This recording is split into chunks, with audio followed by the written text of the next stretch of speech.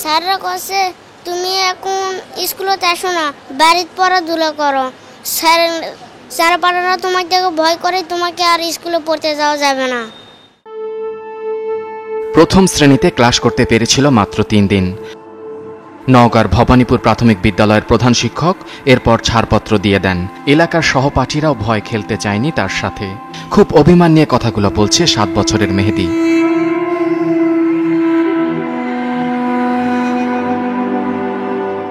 জন্মের 12 দিন থেকে হঠাৎ করেই ধরা পড়ে এই রোগ। প্রথমে শরীরের পায়ের দিকে ছোট ছোট কালো রঙের দানাদার বস্তু দেখা যায়। ধীরে ধীরে পুরো শরীরে ছড়িয়ে পড়ে এবং অনেক পুরু হয়ে আস্তরণ পড়ে। প্রথমে গ্রামের চিকিৎসক ও কবিরাজ দিয়ে চিকিৎসা শুরুর পর অবনতি হলে ঢাকা মেডিকেলে এসে ভর্তি হয়। ফাটা ফাটা যায়, সমস্ত গা ফাটা যায়, চামড়া মোড়া, সর্বদেহ কালো হয়ে গেছে। বাবা ভ্যান চালক, 3 জনের সবার ছোট সে। যেখানে একদিন বসে থাকলে সংসার চলে না, সেখানে সন্তানের এই জটিল রোগে দিশেহারা পরিবার। বাচ্চার চিকিৎসা চালাচ্ছি, এখন আমার ক্ষমতা নেই।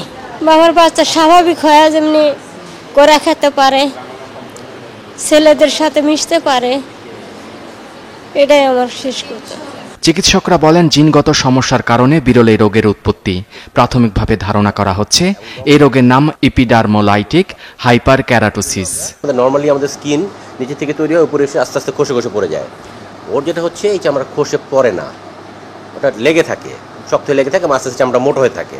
ওই সারা গায়ের চামড়া কিন্তু মোটা হয়ে গেছে। মোটামুটি পরীক্ষা করবো তার রোগটাকে কনফার্ম করার জন্য।